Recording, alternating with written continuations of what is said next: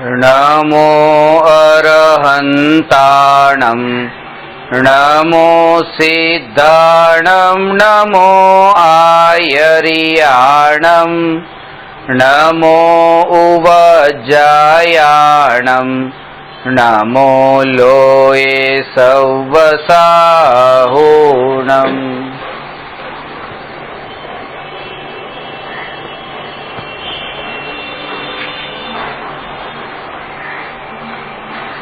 प्रश्न नंबर 317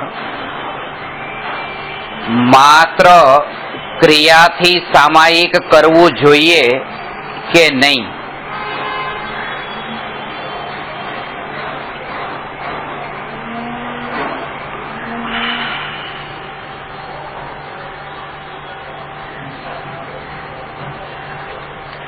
क्रिया, परिणाम અને અભિપ્રાયની ચર્ચા ચાલે છે। આ પૃથ્વી પર બે પ્રકારના વક્તા છે। એક વક્તા તો એવા કે જે પોતે જે સ્થિતિમાં અત્યારે છે એ સ્થિતિને લક્ષ્યમાં રાખીને જ ઉપદેશ આપે છે, અને બીજા વક્તા એવા કે શ્રોતા જે સ્થિતિમાં છે એ સ્થિતિને લક્ષ્યમાં રાખીને ઉપદેશ આપે છે। મહાવીર ભગવાને પણ પોતાની દિવ્ય ધ્વનિમાં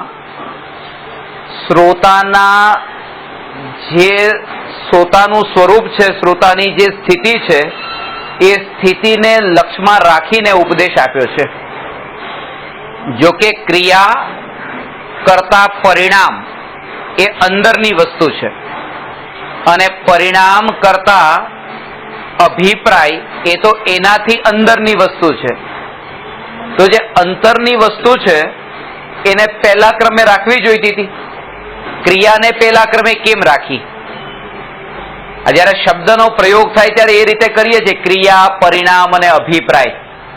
નંબર 1 પર તો અભિપ્રાય જોઈએ, નંબર 2 પર તો પરિણામ જોઈએ અને નંબર 3 પર ક્રિયા, કે જે બિલકુલ થર્ડ ક્લાસ।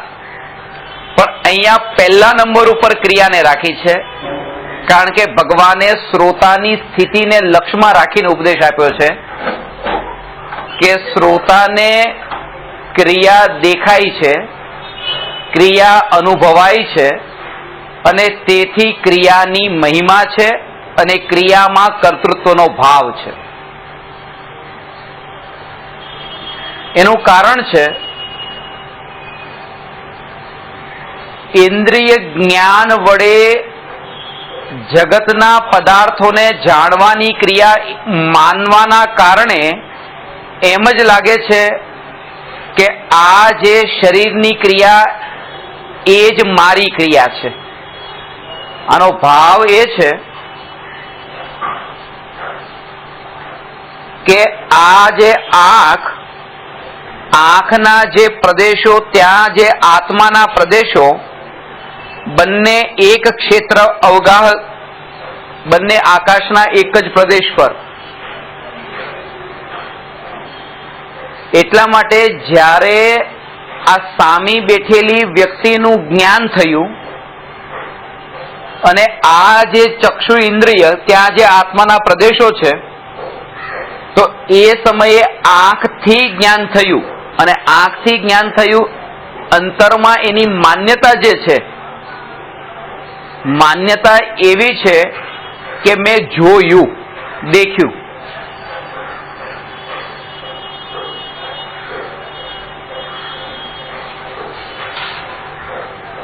ભાષા વર્ગણાના સ્કંધો જ્યારે કાન સાથે અથડાય છે અને અહીંયા જે આત્માના પ્રદેશો છે, જે જ્ઞાન પ્રદેશો છે, એ જાણવા રૂપે પરિણમે છે, ત્યારે અંતરમાં આત્માને આ કાનના પરમાણુઓ સાથે એકત્વ બુદ્ધિ હોવાથી અંદરમાં એવું જ અનુભવાય છે કે મેં સાંભળ્યું। આજે જાણવારૂપ પરિણમન થયું એ તો લક્ષ્યમાં જ નથી આવતું। આજે જાણવું જાણવું જાણવું એ દેખાતું નથી। આ સાંભળ્યું એમ લાગે છે, આ દેખ્યું એમ લાગે છે, આ સૂંઘ્યું, ચાખ્યું, સ્પર્શ્યું, વિચાર્યું એવું લાગે છે. સ્પર્શનેન્દ્રિયના માધ્યમથી જ્યારે જ્ઞાન થાય નિમિત્તથી, ત્યારે એમ લાગે મેં સ્પર્શ્યું. રસનેન્દ્રિયના નિમિત્તથી જ્ઞાન થાય ત્યારે મેં ચાખ્યું. ઘ્રાણેન્દ્રિયના નિમિત્તથી જ્ઞાન થાય ત્યારે મેં સૂંઘ્યું. ચક્ષુ ઇન્દ્રિયના માધ્યમથી જ્ઞાન થાય ત્યારે મેં દેખ્યું. કર્ણેન્દ્રિયના માધ્યમથી જ્ઞાન થાય ત્યારે મેં સાંભળ્યું. મનના નિમિત્તથી જ્યારે જ્ઞાન થાય ત્યારે મેં વિચાર્યું. દેહમાં એકત્વ બુદ્ધિ હોવાને લીધે શરીરની અંગભૂત એવી જે ઇન્દ્રિયો છે એ ઇન્દ્રિયોના પરિણમનમાં જ એવો અનુભવ થાય છે કે આ મારું પરિણમન છે, અને જે જાણવારૂપ, જે શુદ્ધ જાણવારૂપ જે પરિણમન છે એ એની નજરમાં એ વખતે આવતું નથી. અને એ કેમ આવે અને આ ક્રિયાથી કેમ છૂટે એ બધી ચર્ચા આ પ્રકરણમાં થવાની છે.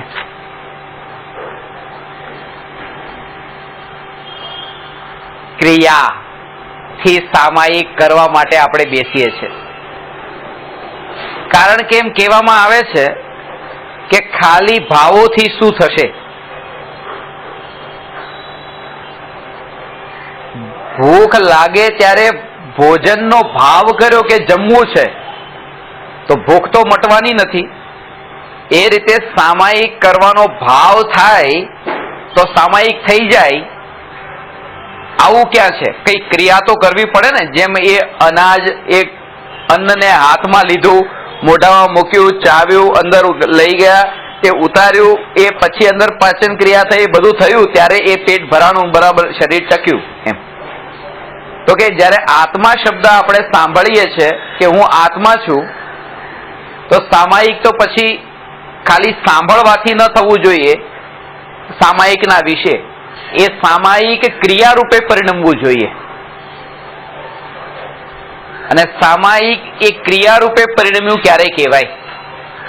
સામાયિક શબ્દમાં મૂળ શબ્દ છે સમય. સમય ઉપરથી સામાયિક શબ્દ બન્યો છે. સમય શબ્દમાં ઈક પ્રત્યય લાગતા એ સમયનું સામાયિક શબ્દ બને છે. સમયનો અર્થ છે શુદ્ધાત્મા, અને ઈકનો અર્થ છે કે શુદ્ધાત્માની જે શક્તિ છે એ શુદ્ધાત્માની શક્તિને જાણવા રૂપ પરિણમન, એનું નામ સામાયિક. તો શુદ્ધાત્માની શક્તિ છે જાણવું. આ જાણવું આ શક્તિ છે શુદ્ધાત્માની. અને એ જે શુદ્ધાત્માની જે જાણવું એ જે શક્તિ છે,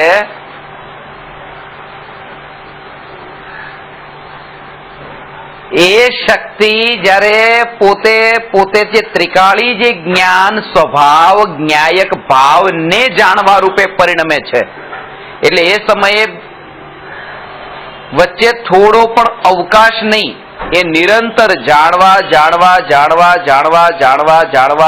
રૂપે પરિણમે છે. એ જાણવા રૂપે પરિણમતી જે જ્ઞાનની જે શક્તિ જે જાણવા રૂપ પરિણમી છે, એવી જે સ્થિતિ પ્રગટ થઈ છે, એ સ્થિતિને અહીંયા સામાયિક કહ્યું છે. સમય જેને આપણે કહીએ છીએ, આ વર્તમાનનો સમય, સમયનું બીજું નામ કાળ છે. સમય આ પૃથ્વી પર એક જ એવી વ્યક્તિ, મહાપુરુષ જે અંતે અહીંયા થયા, મહાવીર ભગવાન, કે જેમણે સમય અને આત્મા બંનેને એક જ શબ્દ, બંને માટે પર્યાયવાચી શબ્દ બનાવ્યો, કહ્યો કે જે સમય છે એ જ આત્મા છે, ને આત્મા છે એ જ સમય છે. કે સમયની કિંમત કરો, સમયની કદર કરો. આ સમય કેટલો મૂલ્યવાન છે સમજાણું. આ એક એક સમય કેટલો કિંમતી છે મનુષ્ય ભવનો. અને એવો સમય અહીંયા તમે એક એક કલાક સુધી આમ નામ કાઢો છો, કેટલો કિંમતી. કે સમય જે છે એ સમય એટલે એ આ જે ત્રિકાળી ધ્રુવ ભગવાન આત્મા એ જ સમય. પેલો જે સમય છે એ એક સમય જે કહેતા 6 દ્રવ્ય છે. એમાં જીવ, ઉદ્ગલ, ધર્મ, અધર્મ, આકાશ અને કાળ. એમાં કાળ દ્રવ્ય છે. એ કાળ દ્રવ્યના 2 ભેદ છે, નિશ્ચય કાળ અને વ્યવહાર કાળ. અને વ્યવહાર કાળનું નાનામાં નાનો અંશ છે એનું નામ સમય છે. સમય છેલ્લું દ્રવ્ય, અને એમાંય 2 ભેદ, નિશ્ચય ને વ્યવહાર. એમાંય છેલ્લો ભેદ વ્યવહારનો, અને એમાંય સૌથી નાનામાં નાનો અંશ એનું નામ સમય છે. આ જગતમાં સૌથી છેલ્લામાં છેલ્લું છે જેને આ વિશ્વની વ્યવસ્થામાં રાખ્યું એ સમય. અને સૌથી પહેલા ક્રમે જે છે જે જીવ, જે ત્રિકાળી ધ્રુવ ભગવાન આત્મા શુદ્ધાત્મા, એને સમય કીધો છે, એ સમય નહીં. જ્યારે એ એક સમય માટે આ જાણવારૂપ જે પરિણમન થઈ રહ્યું છે એ જાણવારૂપ પરિણમન આ ત્રિકાળી ધ્રુવ શુદ્ધાત્માને જ્યારે જાણે છે ત્યારે એ સામાયિક થયું એમ કહેવાય છે. એ ક્રિયાથી કરવું જોઈએ કે નહીં? ક્રિયાથી કરવું જોઈએ કે?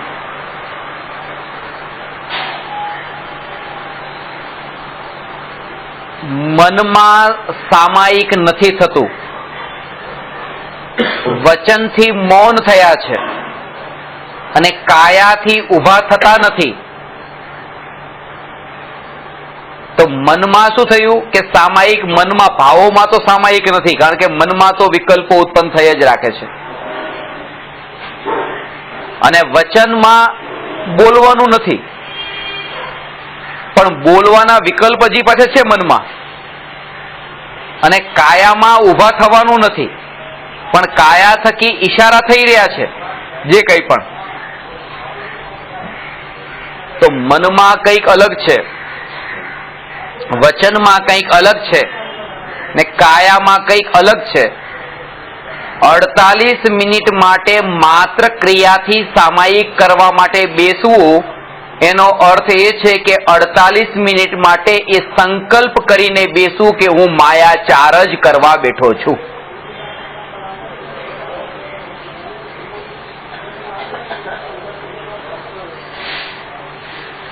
પેલા પ્રતિજ્ઞા નથી કરી કે હું માયા કરીશ જ તે. અહીંયા પ્રતિજ્ઞા કરી, પ્રતિજ્ઞા જ કરી અને પાળી. માયાચારની તો પ્રતિજ્ઞા કરી અને પાળી. અને અધ્યાત્મની જે પ્રતિક સામાયિક માટે જે પ્રતિજ્ઞા લીધી કે હું આમ મૌન જ રહીશ, આમ જ કરીશ, આમ જ, અને એ પ્રતિજ્ઞા તોડી. અને એ કહે છે કે જેટલી તમે પ્રતિજ્ઞા લો છો, પ્રતિજ્ઞા જો તૂટવાની હોય તો પ્રતિજ્ઞા લેવી જ નહીં, એ વધારે ઉત્તમ છે.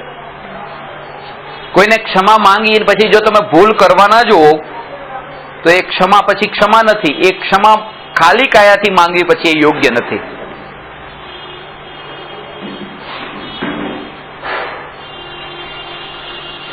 આજે હું 7 વાગે પ્રવચન પ્રારંભ કરવાનો હતો, 1 કલાક મોડું થયું.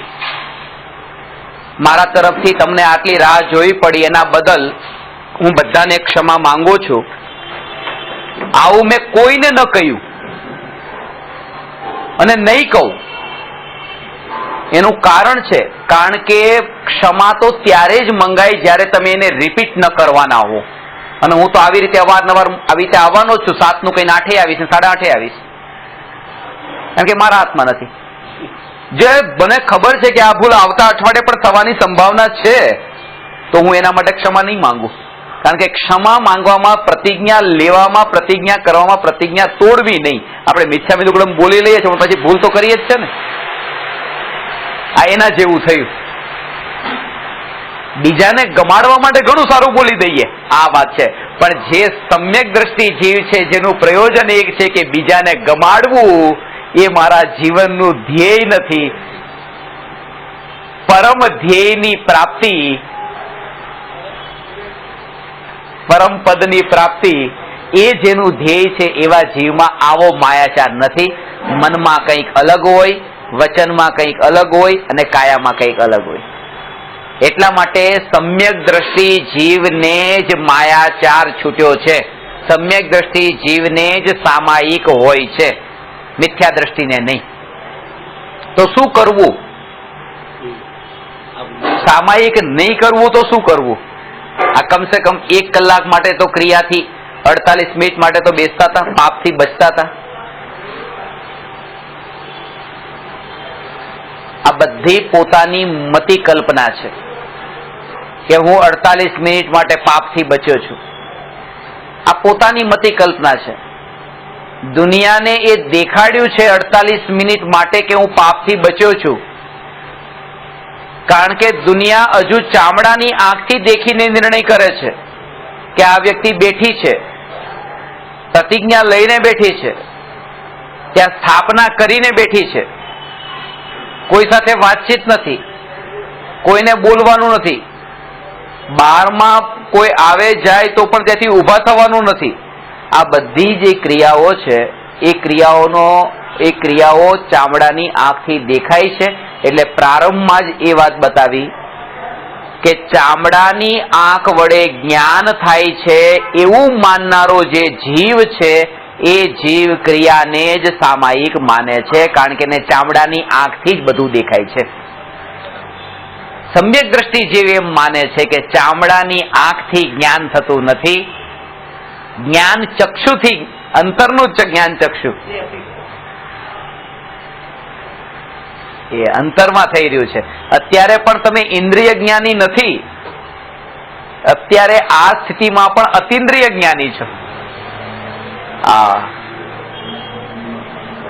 જે વ્યક્તિને દેખાતું નથી એને ચશ્મા પહેર્યા છે.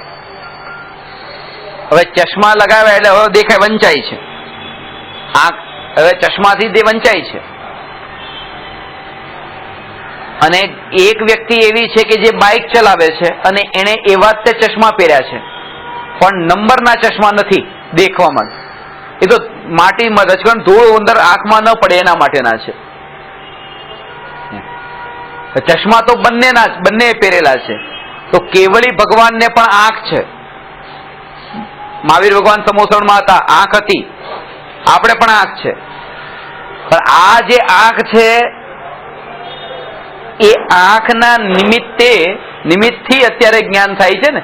અને ત્યાં આંખ છે પણ એ આંખ કોઈ કામમાં નથી આવતી, જગતને દેખવા માટે છે, ખાલી દેખવા માટે એનું કોઈ પ્રયોજન નથી. જેમ એ વ્યક્તિ બાઇક ચલાવે છે, એ ચશ્મા એને દેખવા માટે કોઈ કામના નથી, છેલ્લી છે બસ.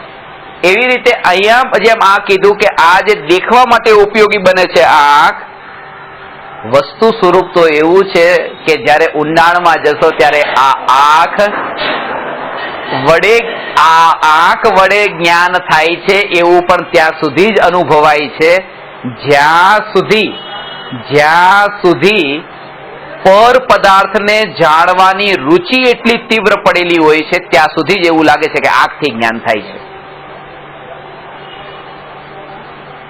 એટલે જો તમે એક બાજુ હટી જાઓ, તમે વચ્ચે આવો છો, એક બાજુ હટી જાઓ, મને જ્ઞાન નથી થતું.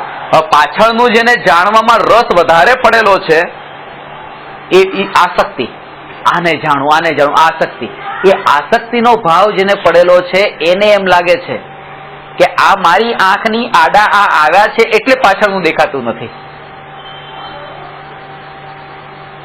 પણ જેને પાછળનું જોવાની હવે એટલી તીવ્ર આકાંક્ષા છૂટી ગઈ, હવે એને આ આંખની સામે એ છે પણ એમ નથી લાગતું કે મારા જ્ઞાનમાં કોઈ બાધક છે.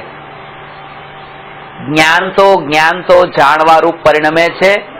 એ પાછળના જ્ઞેયને નથી જાણતું તો હવે આગળના જ્ઞેયને જાણે છે, વચ્ચે કોઈ જ્ઞેય આવ્યું એને જાણે છે, પણ એનું જાણવાનું કાર્ય તો નિરંતર કરે છે.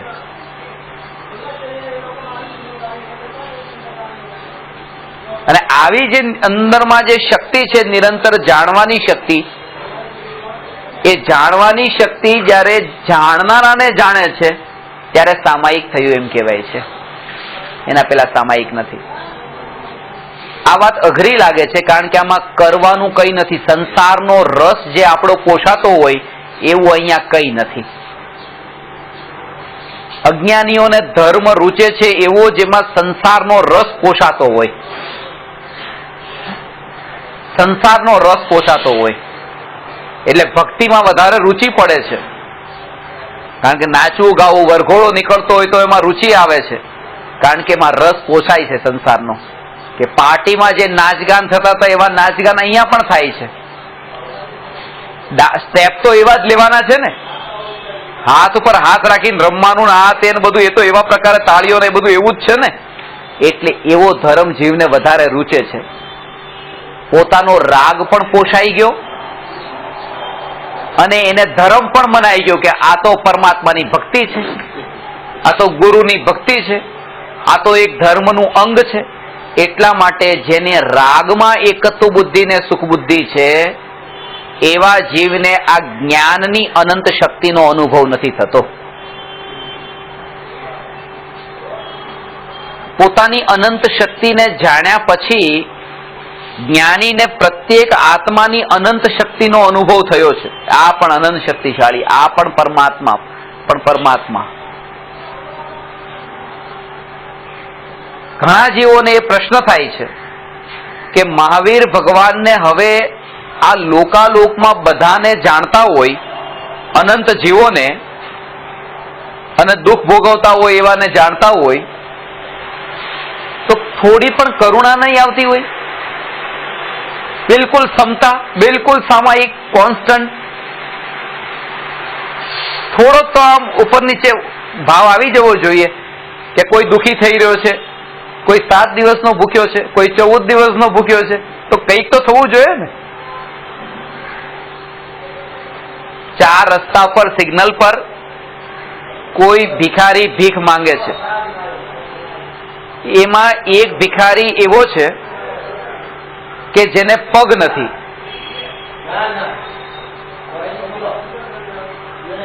બીજો ભિખારી એવો છે કે જેને હાથ નથી,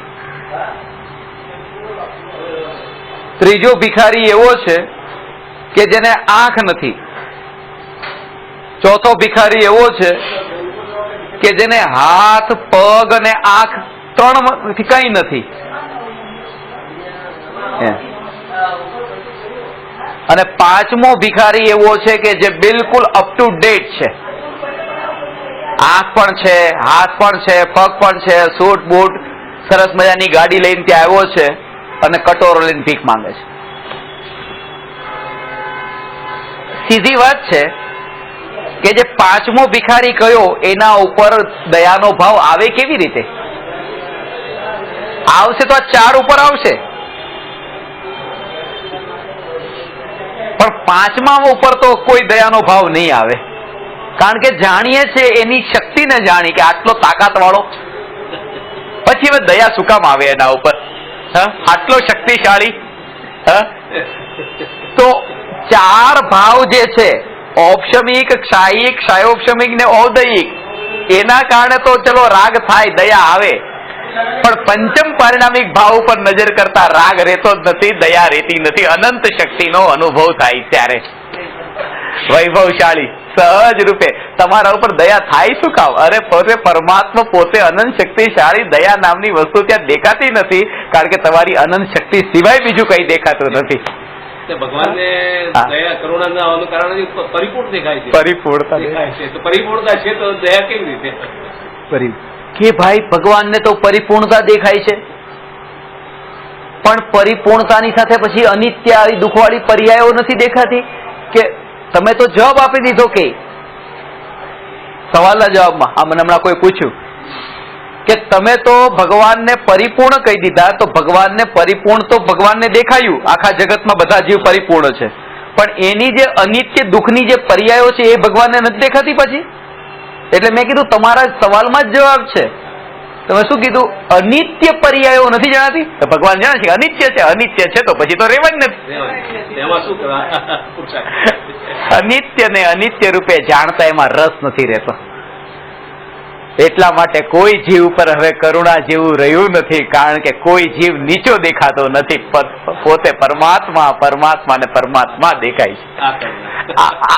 આનું નામ ધર્મ. આ સામાયિક થયું. આ સામાયિક થયું કે ભાઈ જો આમાં બધા સાફ સફાઈ કરીને બેઠા છીએ, કોઈ જીવ મરી ન જાય, કરુણા રાખીને બધું આમ સાફ કરીને બેઠા સામાયિક કરવા માટે.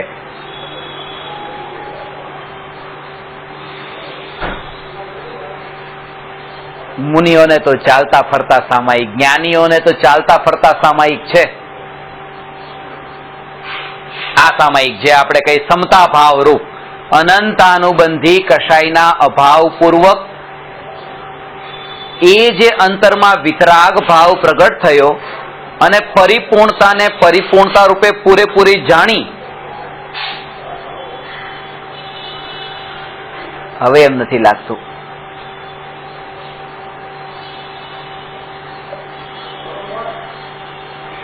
સમજણ?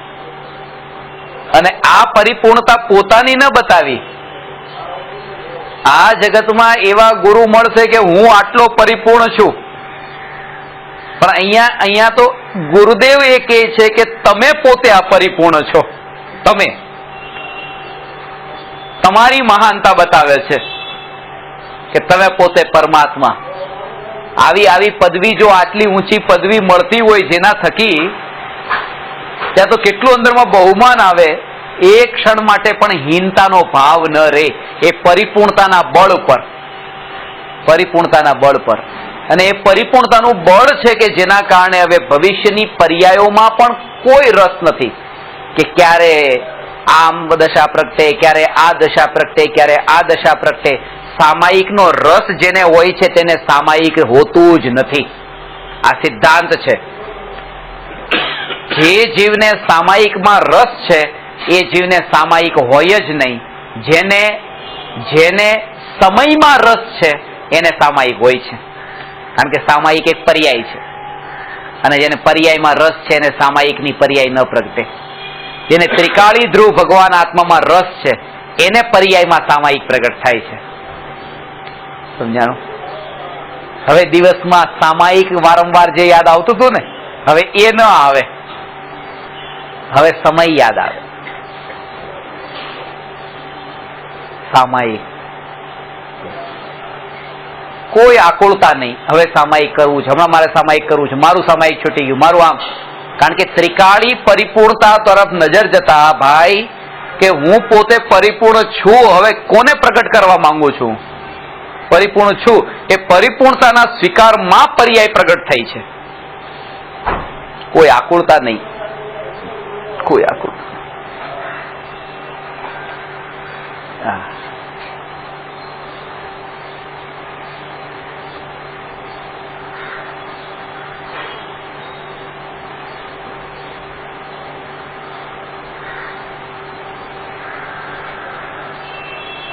એના પેલા પ્રગટ કરવાનો ભાવ એ પર્યાયને પ્રગટ કરવાથી દૂર જઈ રહ્યા છીએ આપણે, કારણ કે પર્યાયની આકુળતા થઈ ને. એટલા માટે ધ્યાન રાખજો, સમજજો કે અહીંયા આ વાત સાંભળીને તમારે જ્ઞાની થવા માટે નહીં સાંભળતા કે મારે જ્ઞાની થવું છે, મારે મુનિ થવું છે, કે મારે ભગવાન થવું છે એટલે નહીં. આને સાંભળ્યા પછી તો હું પરમાત્મા બસ જે છું એનો જ તે, એના સિવાય બીજું કઈ નહીં. એ જે થવાનું છે તો થાય છે. પર્યાયના, કારણ કે મારે જ્ઞાની થવું છે, સમ્યક દર્શન તો પામવું જ છે. તમે મને ઘણી વાર કહો છો પામીશ પામીશ ને પામીશ જ તે. એ પામીશ પામીશ પામીશ એટલે પર્યાયમાં તમને રસ તમારો જે છે, હું જ્ઞાયક છું ને છું એમાં રસ રાખો. રસ એ હું પરિપૂર્ણ પરમાત્મા છું. ત્રિકાળી થયું. અને એ જે પર્યાય એના કાળ પેલા થોડી આવવાની છે. 9 મહિને બાળકનો જન્મ થયો.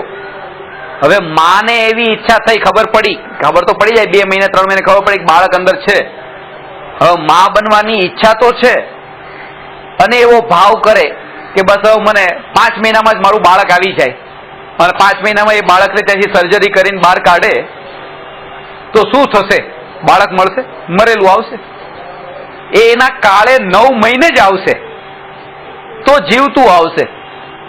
એટલે પર્યાયને પ્રગટ કરવાનો, જ્યારે પ્રગટ થવાનો ભાવ કાળ પાકશે ત્યારે એ પર્યાય પ્રગટ થશે. અને એના પહેલા જે પ્રગટ કરવાની કોશિશ કરીને તો મરણ થશે. કયું? ભાવ મરણ. કેમ નથી થતું, કેમ નથી થતું, કેમ નથી થતું? આ ભાવ મરણ થશે. એના ટાઈમે થાય. જેમ 9 મહિને બાળકનો જન્મ થાય, ઘણાને અહીંયા પણ એવું થાય. એ 9 નો આંકડો મેં એટલા માટે અહીંયા ક્લાસનો ટાઈમ પણ એ જ રાખ્યો છે, 7 થી 9. 9 વાગે જ ક્લાસ પૂરો થાય, 9 પહેલા ન થાય એમ. હવે 8:45 થાય તો ક્યારે વાગે 9? ક્યારે 9 વાગે જ વાગશે, 9 પહેલા નહીં. આત્માની અનુભૂતિ થવાની છે, રવિવારે થવાની છે. આ વિષય સમજ્યા પછી અનિત્યની અસારતા, 5 ઇન્દ્રિયના ભોગો, અને કિસ્મતથી હમણાં હું કેલેન્ડર ચેક કરતો હતો તો રવિવારે 9મી તારીખ છે પાછી.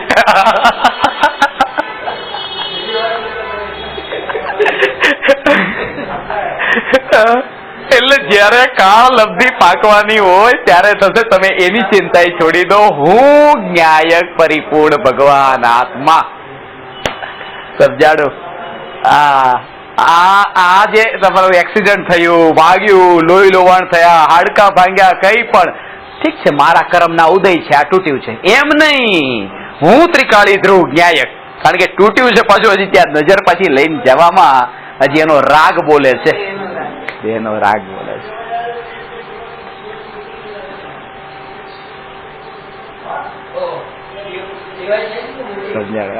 શરીરની ક્રિયામાં કઈ પણ પ્રતિકૂળતા આવે, અનુકૂળતા આવે, એમાં એવી તન્મયતા કોના બળ પર ન થાય?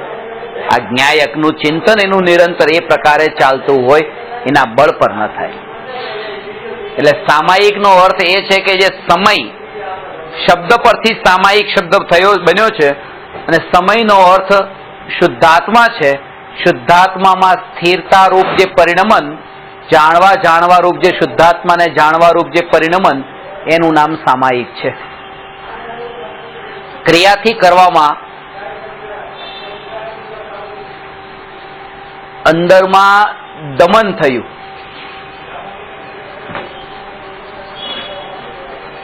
ભોજન ન કર્યું, એ વ્યક્તિને બીજા દિવસે હવે જે ભોજન કરવાનો ભાવ છે એમાં જે તીવ્રતા છે, કારણ કે જેટલું એ ક્રિયાથી છોડ્યું છે ને એટલું જ તે ભોજન કરવાનો રાગનો રસ વધારે છે.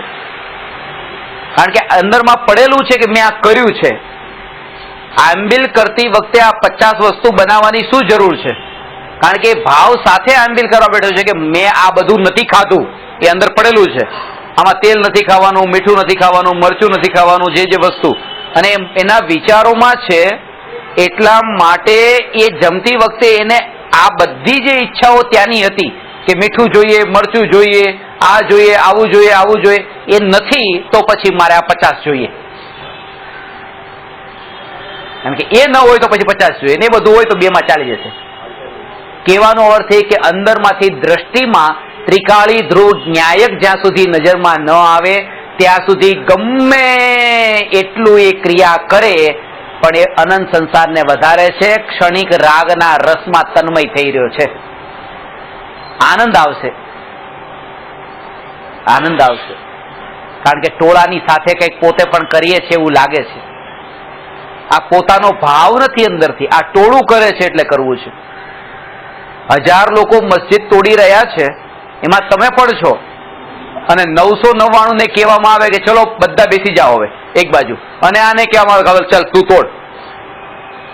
હવે એને હાથ નહીં ઉપડે, એ તો ટોળું હતું એટલે ચલો ચલો તોડો તોડો. આ નારા જે બોલતા હતા એ ટોળાના કારણે હતા. આ એવું છે કે સામાયિકનું આ ટોળું છે લોકોનું, કે ઓલા પૂજા કરવા થેલી નીકળ્યા, બીજા નીકળ્યા, ત્રીજા નીકળ્યા, એટલે પોતે નીકળ્યા. આ ટોળાની સાથેનો આ ભાવ છે. આ અંદરથી આવેલો ભાવ નથી, આ બહારથી અંદર ગયેલો ભાવ છે. અને ધર્મ તો અંદરથી બહારમાં આવે છે, બહારથી અંદર નથી જતો. એટલે જ્યારે અંતરમાં પરિણમન, આત્મામાં પરિણમન થાય અને તમારું બહારનું ચારિત્ર પલટે તો એ સમ્યક ચારિત્ર, એ વાસ્તવિક ચારિત્ર થયું. મોટા ભાગે થતું એવું હોય છે કે જીવ પાસે શક્તિ તો એક જ છે, સમય તો એક જ છે, અને એ જે એક જ સમય છે એ એક સમયનો ઉપયોગ થઈ જાય છે પૂરેપૂરો ક્રિયામાં, પૂરેપૂરું જોર જાય છે ક્રિયામાં. કારણ કે આના માટે એ જીવને 5 ઇન્દ્રિયના ભોગોમાં સુખ બુદ્ધિ એટલી હદે છૂટેલી હોય તો જ ખ્યાતિનો ભાવ, લાભનો ભાવ, પ્રસિદ્ધિનો ભાવ, ખુરશી મળે એવો, માન મળે એવો ભાવ, આ બધા જે ભાવો છે એ ભાવોને લક્ષ્યમાં રાખીને જો આ વાંચવા માટે બેસે તો અહંકાર જ વધે, સ્વભાવની, સ્વરૂપની પ્રાપ્તિ નહીં થાય. અને કોઈક વિરલા જીવ હોય છે. એટલા માટે સમજો, આજે તમે આ વ્યાખ્યાન આપતા નથી, સાંભળો છો, સાંભળવા માટે પણ ધન્ય છો ખરેખર, કે જે ઊંધા માર્ગમાં અટવાય નથી ગયા, રાગમાં. ભલે આજે ન સમજાતું હોય તો પણ, આત્માની વાત ન સમજાતી હોય તો પણ એને એક બાજુ રેવા દેજો, પેન્ડિંગ રાખજો, પેન્ડિંગ ફાઇલ ડિલીટ નહીં કરી દેતા.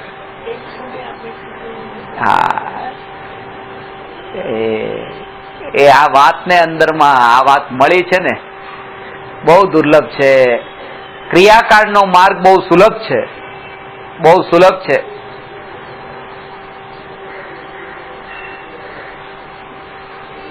કારણ કે ચામડાની આંખથી દેખાય છે. વખાણ જે સંભળાય છે એ ચામડાના કાનથી સંભળાય છે, એના વખાણ કે તમે આ બહુ સારી ક્રિયા કરી.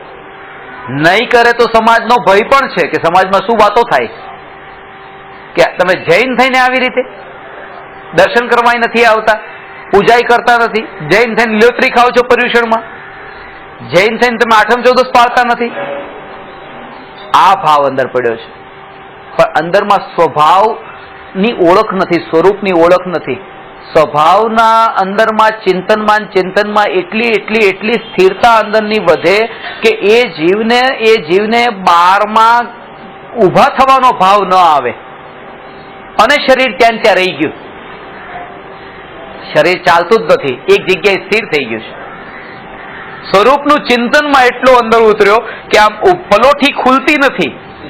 સ્વરૂપના ચિંતનમાં એવો અંદર ઉતર્યો કે બીજો કોઈ દેખાતો નથી તો કોને બોલું.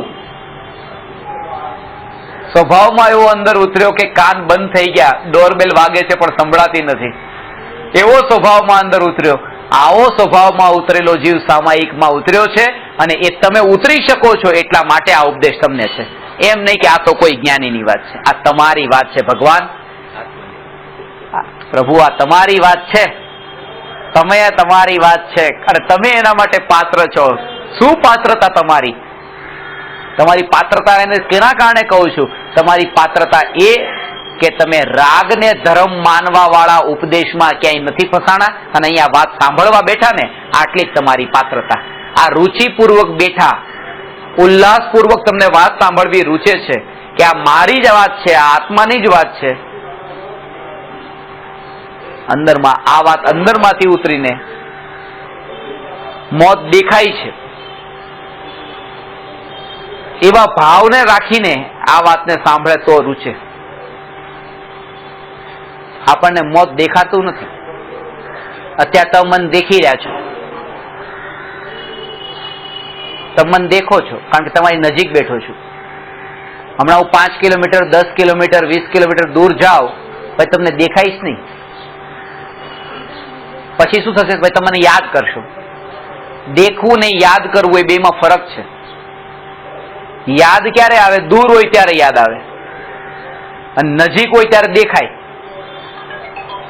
એટલે હું કહું છું કે આપણને મોત યાદ તો આવે છે, દૂર લાગે છે, દેખાતું નથી. દેખાવાનો મતલબ નજીક બિલકુલ આવી ગયું. આમ એવું દેખાવું જોઈએ સાક્ષાત. આપણને યાદ હજી આવે છે કારણ કે એમ લાગે છે કે છે બહુ દૂર છે.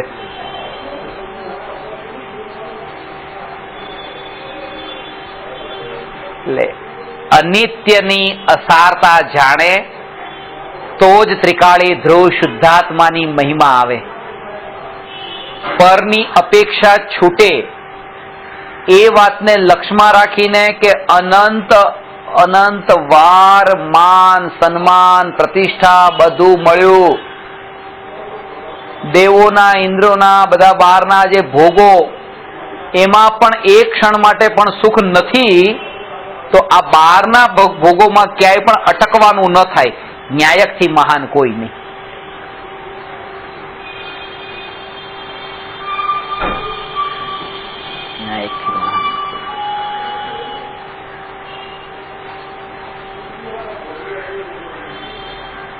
સામાયિક કરવાની ના નથી.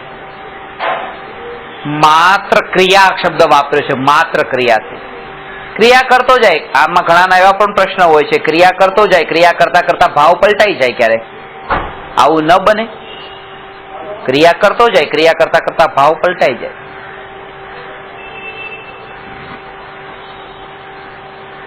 ન્યાયકનું લક્ષ્ય હોય તો એ થાય, પણ ત્યાં પણ મુખ્ય તો ન્યાયક જ કયો. ન્યાયકનું બીજ રોપેલું હોય તો થશે, પણ ત્યાં મુખ્ય તો ન્યાયક જ રહ્યો.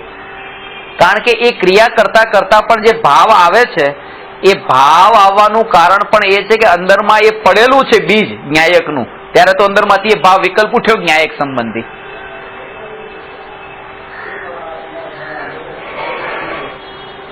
રસગુલ્લું ખાવું નતું, રસ જ નથી ખાવામાં, પણ કોઈ કીધું લો ને એક લો ને, એમ કરીને એક આપ્યું, એક ખાધું, હવે રસ પડી ગયો, બીજું ખાધું, ત્રીજું ખાધું.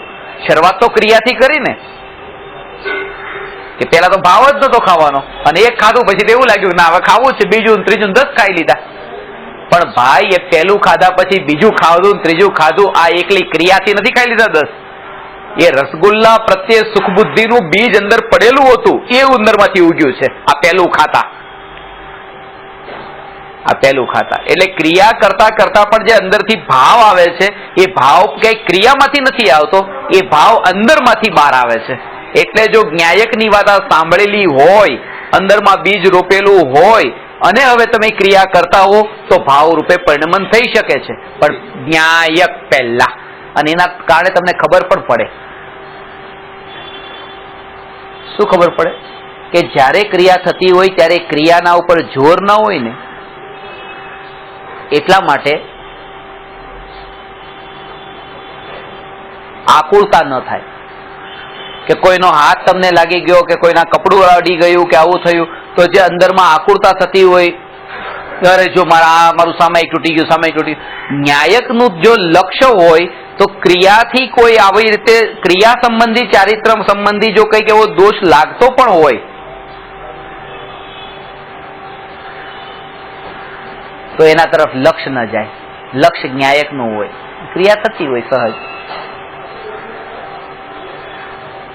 અત્યારે જે જોર આપવાની વાત છે, કે તમારું લક્ષ્ય પછી બદલાઈ ગયું. તમે કઈ રીતે તમારું ચિંતન પણ એ પ્રકારે જ ચાલતું હોય ક્રિયાઓના કાળે. ગયા અઠવાડિયે તે મારું વ્યાખ્યાન થયું હતું આત્મા પર, કે આત્માની અનુભૂતિ કેવી રીતે થાય. 2 કલાક સુધી કન્ટિન્યુઅસ એક જગ્યાએ વ્યાખ્યાન ચાલ્યું. એમાં એક ડોક્ટર સાહેબ પણ બેઠા હતા, અને પછી મેં છેલ્લે પ્રશ્ન પૂછ્યો બધાને કે બોલો, અને ઓર્ગેનાઇઝર જે હતા એ ડોક્ટર સાહેબ જ હતા. એટલે ડોક્ટર સાહેબને કીધું બોલો શું કહો છો, શું કહો છો? તો કે એક વાત કેવી છે આમ. તો કે શું?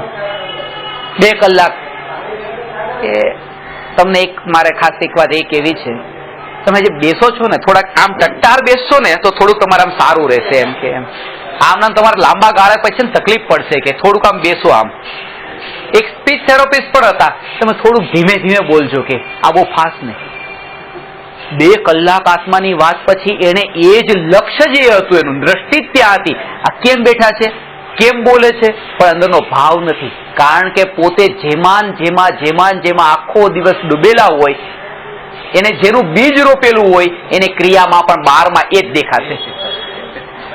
કહેવાનો અર્થ એ કે જો તમે ન્યાયકનું બીજ રોપેલું હશે તો ક્રિયામાં પણ ન્યાયક દેખાશે, અને જેને ક્રિયામાં રુચિ હશે એને આ ન્યાયકની ચર્ચામાં પણ ક્રિયા દેખાશે.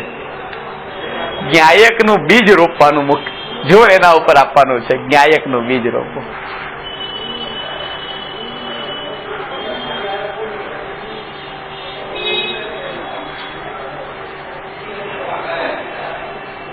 જે રીતે વિચાર ચાલતો હોય. હાડકાના તે ડોક્ટર અને દૂરથી વ્યક્તિ આવે છે લંગડાતી, તમે એ વ્યક્તિને જોયું કે એક ડોક્ટર કહે છે કે આનું ઘૂંટણનું હાડકું તૂટી ગયું છે, બીજા ડોક્ટર કહે છે કે આનું કમરનું હાડકું તૂટી ગયું છે, લા આપણે શરત લગાડી દઈએ કોણ જીતે.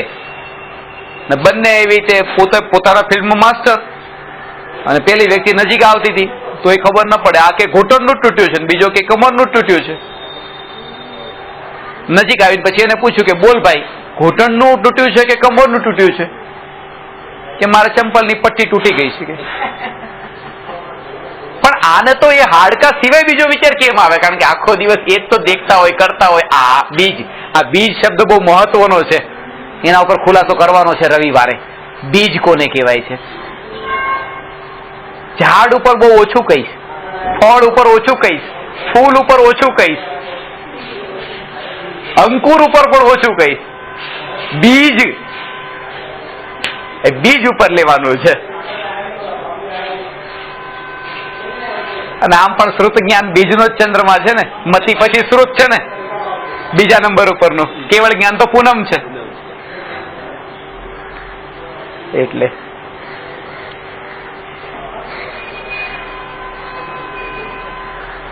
જ્યારે આત્માનું જ્ઞાયકનું બીજ રોપાય છે ત્યારે અરૂપી રૂપી થઈ જાય છે અને રૂપી અરૂપી થઈ જાય છે. આ જેટલા રૂપી છે કલરફુલ એ બધા અરૂપી થઈ ગયા. વિઝિબલ જેટલું છે બધું જ ઇનવિઝિબલ થઈ ગયું. દેખાતું તું એ હવે દેખાતું જ ન રહ્યું, અને જે નતું દેખાતું ક્યારે હવે એ જ દેખાય છે. અરૂપી રૂપી થઈ જાય છે અને રૂપી બધું અરૂપી થઈ જાય છે. જગતમાં નહીં, અંદરના જગતમાં, બહારના જગતમાં નહીં. આવી જે સ્થિતિ છે એ સ્થિતિનું નામ સામાયિક છે. આ સામાયિક થી સંસારથી મુક્તિ છે. આના વિશે આપણે થોડી ચર્ચા કરી છે. હવે એ સામાયિક એક મુહૂર્ત માટે આપણે 48 મિનિટ કરીએ છીએ, પણ અહીંયા કહે છે કે ખરું સામાયિક તો જો અંતર મુહૂર્ત પણ થઈ જાય તો કેવળ જ્ઞાન થાય છે. તો એ અંતર મુહૂર્ત કોને કેવું અને અંતર મુહૂર્તનું સામાયિક કોને કેવું એ ચર્ચા હવે આપણે અહીંયા કરીશું.